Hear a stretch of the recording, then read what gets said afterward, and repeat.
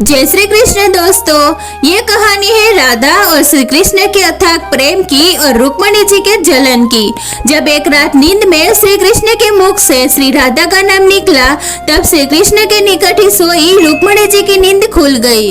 उनका चित्त शांत हो गया और सारी रात वो करवटें बदलती रही। सुबह सवेरे श्री कृष्ण की नींद खुलते ही रुक्मणी जी ने पूछा, श्री कृष्ण ऐसा तो क्या है श्री राधा में जो सोते जागते हर वक्त आप श्री राधा का ही नाम जपते हैं। श्री कृष्ण मुस्कुराए और बोले, क्या तुम जानना चाहती हो प्रिय? तब रुक्मणी जी ने हामी भरी। तो श्री कृष्ण ने रुक्मणी जी से कहा, तुम्हें एक परीक्षा देनी होगी, क्या तुम तैयार हो? रुक्मणी जी तैयार हो गई।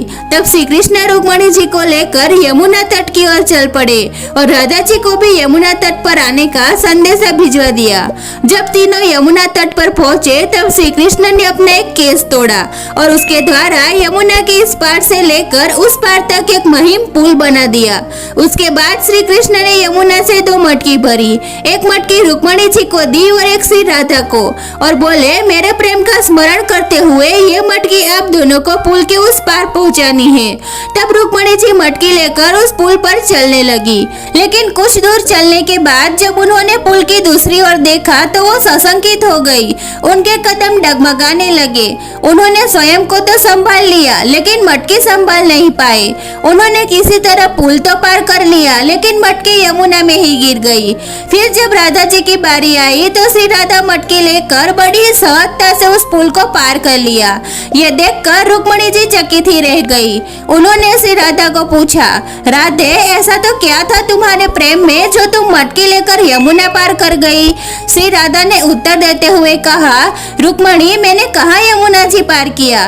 कृष्ण के द्वारा मेरे हाथों में दी गई मटकी ने ही मुझे पार पहुंचाया। तब रुक्मणी जी को श्री राधा के प्रेम की अतः गहराई का भान हो गया। समर्पण प्रेम का मूल है। जहाँ समर्पण है वहाँ पूर्ण विश्वास है। शंका के लिए तो कोई स्थान ही नहीं। श्री राधा का श्री कृष्ण के प्रति पूर्ण समर्पण भाव था।